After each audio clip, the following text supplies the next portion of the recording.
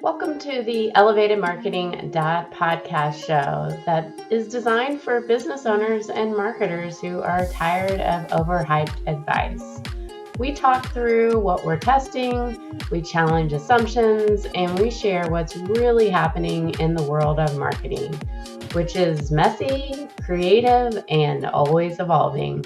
Welcome to the show. If you think social media that's for personal fun and social media for business are the same thing, then this podcast or show might be for you.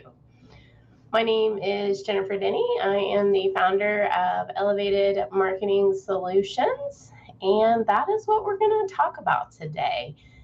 There is a clear difference when it comes to posting for fun and posting for business. And you might have run into this possibly where you saw somebody and you liked, how they were posting personally, and you thought about hiring them to do your social media for the business. And you may or may not have run into a little bit of trouble on whether or not that actually drove business for you. When it comes to doing social media for your own personal, it can be a lot of fun. It's a place to share your personality, try a trend, make a video in your own style, talk about things that you enjoy, connect with people who see the world the way that you do. You're really posting for yourself, and the content is entirely personal, and your taste is the strategy. Your perspective is the point. But that really changes when you start to do social media for a business. Business social media can still be creative and personal and interesting and even fun to produce for sure, but it can't be built around the person creating the content and what they like and what they want to say and what they find entertaining. That's where you run into the differences. It has to work harder than that. It needs to help the right people understand the business that you're doing social media for, to trust the brand and eventually take the next step. That's the difference between doing social media yourself and business wise. When you post for yourself, like I said, you are the audience yourself. Your personal social media is naturally centered around your own point of view, which there is nothing wrong with you deciding what looks good, you deciding the topics, you deciding humor, videos, music, editing, and that's what's really fun about that. But a business can't rely on a personal preference. It has to ask different questions when they go to post social media. Will this content reach the people most likely to become customers or clients? Does it make sense for the brand? Does it reflect the audience needs, concerns, and priorities? Does it help understand what the business does and why it matters? Does it build trust before asking someone to buy? Does it support a larger marketing goal? And so as you can, start to hear, like, there's a lot more that you have to think about when you're doing social media for a business versus when you're doing social media, for your personal self. Sometimes what happens is a business owner or even the person doing the social media, when they do look at it through their own lens instead of the person buying the product or service, you start to get what's called marketing bias. And it's pretty common. And you start making all of your marketing, really relay who you are. And, unless you're a coach, that really shouldn't pull through. You shouldn't have a bias for what your own personal preferences are or assumptions. You have to think through in the mindset of the person who's actually buying your product and service. What is the actual buyer journey that they go through? You can't say, as a business owner or a social media person, well, I would never click on that kind of post. It doesn't matter. Would your buyer click on that type of post? That's where you have to look at.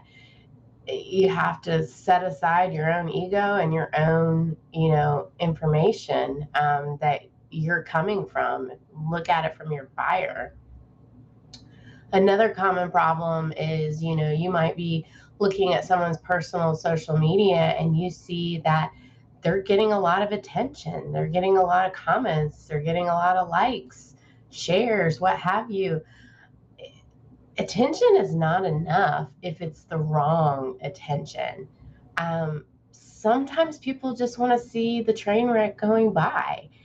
It's not necessarily the people that are going to buy. So they've got a lot of following. They have a huge, large audience, but it's not the audience that they need in order to buy from them. And so, not all reach, not all impressions or likes or followers is really equal. It's got to be people that would actually, buy from you. When you're a personal, posting social media for yourself versus when you're posting for a business, you have to think about the whole buyer journey. You got to think about like people who have never met you, to which, in our world is often called top of the funnel content. You have to think of middle of the funnel content. So these are helping people understand why, you are a right fit. And then you've got to take the bottom of the funnel content and give people like that clear reason to take the action. And, as a personal, posting on your personal, you don't have to think about any of that. You got to think about the 80-20 rule. Like, you need 80% of your content to be helpful, trust building, relationship focused, educational. And then the other 20% can be direct promotional. Like, this is what we do. These are the offers that we have. And so you got to kind of think about that mixture of those different, types. You got to think about the mixture of, do I have reels? Do I have, carousels? Do I have stories? And do I have enough of those? You got to think about the algorithm. What does the algorithm want right now? And matching that with your brand. Like, you could need to be promoting a certain type of content because that's what the algorithm is looking for. And when you're posting personally, you don't need to really think about that. But for a business, if you're not playing to that algorithm, you can have some really great posts, but they never go anywhere and nobody ever sees them. When you are a actual social media strategist, you have to think of the larger system.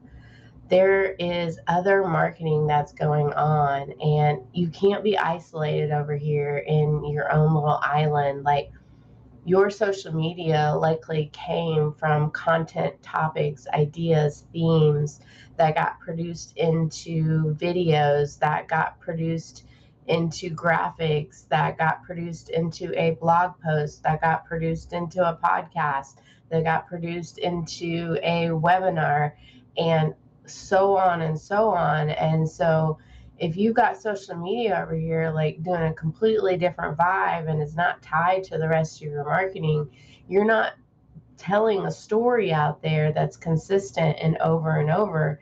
And boy, is that even more important today with the way that, the chat GPTs and the LLMs and, Google overviews is at work. Like, you got to do that even more, which I'm not even mentioning how you need to kind of talk more about more, content that's in there that actually says what you do so that you can help their own AI inside of social media.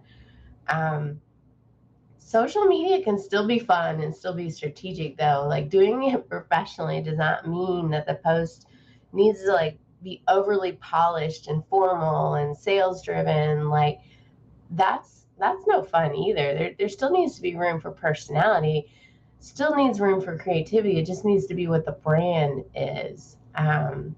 So there's a lot of questions you need to ask before you post, and that I'll have in the blog post that you can read about. But the bottom line is that personal social media is about sharing your perspective, and professional social media is about the brand's perspective. So you have to reach those right people, build the trust, support customer journey, and continue to grow the business, and they can both be fun.